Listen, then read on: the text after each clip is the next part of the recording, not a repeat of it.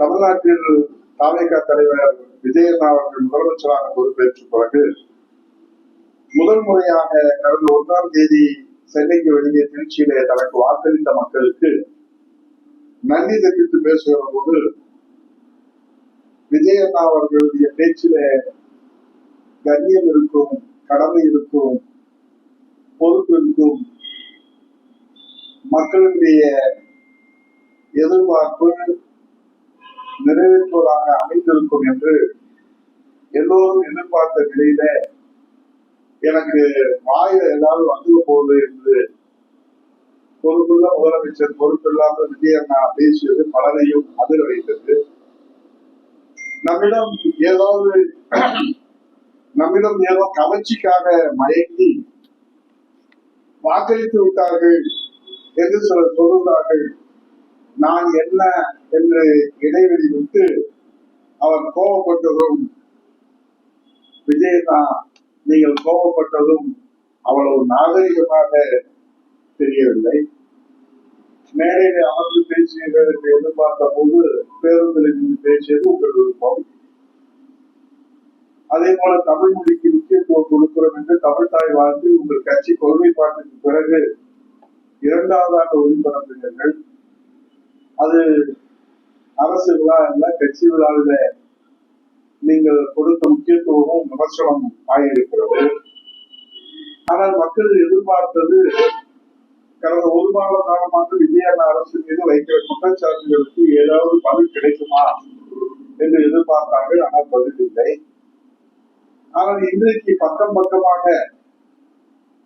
விஜயண்ணாவுடைய அரசு விளம்பரம் செய்திருக்கிறது. சிங்கப்பெண் சிறப்பு அதிரடி படை. சந்தோஷமாக இருக்கிறது, மகிழ்ச்சியாக இருக்கிறது. குற்றங்கள் குறைக்குமா இந்த சிங்கப்படை என்ற கேள்வி எழுந்திருக்கிறது. இன்னும் தொடங்கவே இல்லை, அதற்குள்ளேயே ஒப்பாரியா என்று நீங்கள் நினைத்து விடக்கூடாது. ஒரு சாமானிய குடிமகனுக்கு வாக்காளருக்கு ஏற்பட்டிருக்கிற சந்தேகம் தான் இப்போது சிங்கப்பெண்களுக்கு ஏற்பட்டிருக்கிறது. இந்த திட்டம் கவர்ச்சி திட்டமா அல்லது சிங்க பெண்களின் கவலையை தீர்த்து வைக்கிற திட்டமா என்பது நம்முடைய கவலையாக இருக்கிறது. தமிழ்நாட்டில் உள்ள மொத்த காவலர்களுடைய எண்ணிக்கை 1,33,000. அதில் பெண் போலீசாருடைய எண்ணிக்கை 25,000 மட்டுமே. இன்றைக்கு தமிழக மக்கள் தொகை சுமார் 8 கோடி மக்கள் இருக்கிறார்கள் என்று சொன்னால் அதில் 4 கோடிக்கு மேல பெண்கள், சிங்க பெண்கள் இருக்கிறார்கள். மொத்தமே 25,000 பெண் போலீசாரை சிங்கப்படை போலீசிலே இணைத்தால் கூட 4 கோடி பெண்களுக்கு அவர்களால் பாதுகாப்பு தர முடியுமா என்பதுதான் சிங்க பெண்களின் சந்தேகமாக இருக்கிறது. மேலும் இந்த சிங்கப்பெண் சிறப்பு அதிரடி படை ஏதாவது நிதி ஒதுக்கப்பட்டுள்ளதா? புதிதாக ஏதாவது கட்டமைப்பு உருவாக்கப்பட்டுள்ளதா? இந்த திட்டத்திற்கான புதிய வாகனம் வாங்கப்பட்டுள்ளதா? புதிதாக இந்த திட்டத்திற்கு ஏதேனும் நியமனம் நடந்துள்ளதா?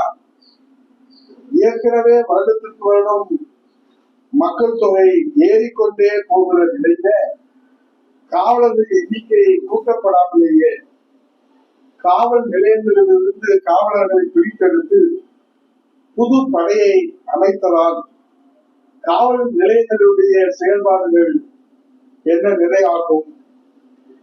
ஆக இது கவர்ச்சி திட்டமா, சிங்கப்பெண்களின் கவலையை தீர்க்கும் திட்டமா விஜயண்ணா என்று சிங்கப்பெண்கள் கேள்வி கேட்கிறார்கள். ஆகவே பேப்பரிலே விளம்பரம் செய்துவிட்டு கோப்பிலே கையெழுத்திட்டு விட்டு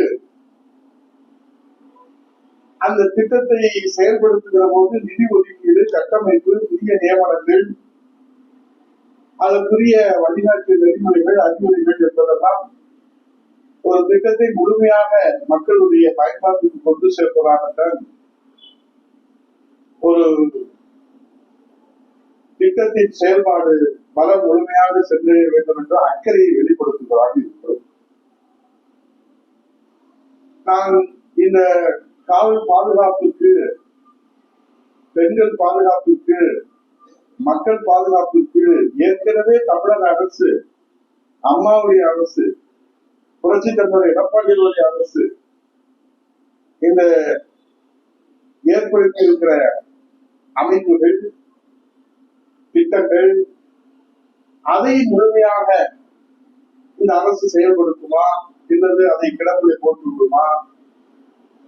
பெண்கள் பாதுகாப்புக்கான அம்மா அவர்கள் தனி முக்கியத்துவம் கொடுத்து மேற்கொண்ட நடவடிக்கைகள் எல்லாம் புரட்சி தலைவர் எடப்பாடியின் காலத்திலே தொடர்ந்து அந்த நடவடிக்கைகள் எல்லாம் இப்போது விஜயன் அரசிலே தொடருமா அல்லது சிங்கப்பெண் சிறப்பு அதிரடிப்படை என்று பேப்பரில் அறிவித்துவிட்டு கோப்பரை கையெழுத்து விட்டு இது கடந்த கால திமுக ஆட்சியை நினைவு கூறுவதாக இருக்கிறதோ என்று சிங்கப்பெண்கள் கவலைப்படுகிறார்கள்.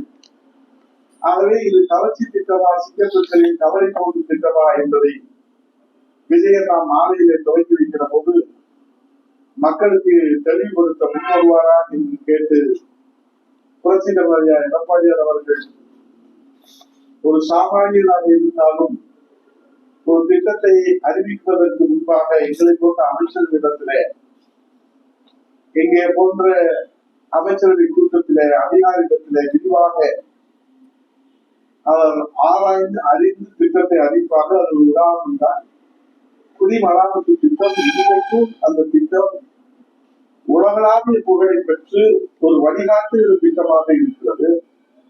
புரட்சி தலைவர் அம்மா அவர்கள் அறிவித்த மடிக்கணினி திட்டம் இன்றைக்கும் உலகளாவிய வழிகாட்டுகிற திட்டமாக இருக்கிறது. புரட்சி தலைவர் எம்ஜிஆர் அறிவித்த சத்துணவு திட்டம் இன்றைக்கும் உலகளாவிய வழிகாட்டுகிற திட்டமாக இருக்கிறது. ஆகவே இது விஜயண்ணா அவர்கள் அறிவித்த இந்த சிங்கப்பெண் சிறப்பு அதிரடிப்படை கவர்ச்சி திட்டமா, கவலை சிங்கப்பெண்களின் கவலை தீர்க்கும் திட்டமா என்பதை பொறுத்திருந்துதான் பார்ப்போம். அதுவரை நம்முடைய பாதுகாப்பு கேள்விக்குறியாகத்தான் இருக்கிறது. பெண்களின் பாதுகாப்பு கேள்விக்குறியாக இருக்கிறது என்று கவலையோடு கண்ணீரோடு முன்வைக்கிறேன். நன்றி, வணக்கம்.